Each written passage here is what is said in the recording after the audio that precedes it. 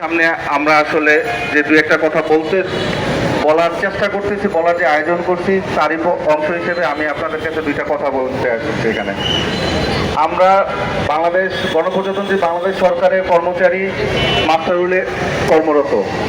মাস্টারুল ব্যাপারটা হলো যে ভাই আমরা হলো প্রতিদিন যেই টাকা একটা নির্দিষ্ট টাকা ধরা আছে এই টাকার মধ্যেই আমাদের জীবন।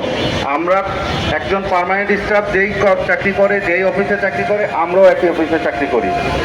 একটা পার্মানেন্ট স্টাফ যা পরিশ্রম করে আমরাও একই পরিশ্রম করি, কিন্তু দিন শেষে ওনারা বেতন পায় 25 তারিখ আর আমরা বেতন পাই 7 তারিখ 8 তারিখ। আমরা কাজ করি 30 দিন, হ্যাঁ, এবং পরবর্তী মাসেও পাই। এমনও হয়েছে যে 1 মাস 2 মাস হয়ে গেছে আমাদের বেতন হচ্ছে না। আবার এখন 25-এর যে নীতিমালা তৈরি করতেছে, এই নীতিমালায় হলো যে আমরা কাজ করব 30 দিন, বেতন পাবো 22 দিন। এটা কোনো যৌক্তিকতা হলো? একই প্রতিষ্ঠানে আমরা চাকরি করতেছি, ওনারা সকল সুযোগ সুবিধা পাচ্ছে, আমরা কেন পাবো না? আমরা কি দোষ করছি? আমাদের দোষ একটাই, আমরা মাস্টারুল কর্মচারী।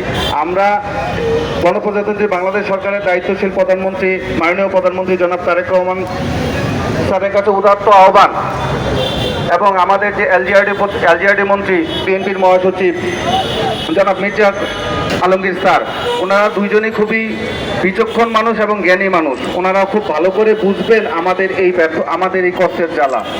কারণ মির্জা ফখরুল ইসলাম আলমগীর স্যার একের অধিক প্রোগ্রামে আমাদের এই মাস্টারুলের ব্যাপারটা সে খুব ভালো করে জানে, এবং লাস্ট 17 বছর আমাদের উপর যে অত্যাচার হয়েছে, যে অন্যায় হয়েছে, আমাদের বিনা নোটিশে বিনা কারণে আমাদের অফিস থেকে বের করে দেওয়া হয়েছে, আমাদের যখন যা ইচ্ছা তাই মধ্যযুগীয় নির্যাতন করা হয়েছে আমাদের উপর। আমাদের কোনো কর্মঘণ্টা নিয়ন্ত্রণ নাই। আমাদের যখন ইচ্ছা তখনই আমাকে ডাকতেছে, তখন ইচ্ছা আমাকে খাটাচ্ছে, কিন্তু সেই অনুযায়ী আমরা আমাদের পারিশ্রমিক আমরা পাচ্ছি না। পারিশ্রমিক তো পাচ্ছিই না, কিন্তু আমাদের ভবিষ্যৎ অনিশ্চিত। আমাদের এই বর্তমান 2026 সালের বাজার দর অনুযায়ী যে বাজারের অবস্থা আর আমাদের যে বেতন, সেটা হলো যে আসলে বলতেও লজ্জা লাগে। এইখানে আমরা যারা আছি, আমাদের সামনের সারিতে আছেন সাংবাদিক ভাইয়েরা, আপনারাও যে প্রতিষ্ঠানে চাকরি করেন, আপনারাও যে আমাদের এখানে আসছেন, আপনারাও কি ঈদ হইলে একটা ঈদে 2টা বোনাস পাচ্ছেন, আপনাদের এক রিস্ক বাতা আছে, আপনাদের আরো অন্যান্য আনুষঙ্গিক সুযোগ সুবিধা আছে, কিন্তু আমাদের কোনো প্রতিষ্ঠান থেকে না। যেই কর্মকর্তা আমাদের বিরুদ্ধে এই অফিস অর্ডারটা জারি করতেছে, কিন্তু দুঃখের বিষয়, কষ্টের বিষয়, সে নিজেও একজন সুবিধাভোগী কর্মকর্তা, সে নিজেও সরকারের সকল সুযোগ সুবিধা গ্রহণ করতেছে। সে 2 বোনাস পাচ্ছেছে, বৈশাখী ভাতা পাচ্ছে, সরকারের আনুষঙ্গিক যত সকাল, এবং সে রিটায়ার্ড হইলে তার সে একটা পেনশন পাবে, এবং সে প্রতি মাসে মাসে সে সরকারের থেকে একটা ভাতা পাবে।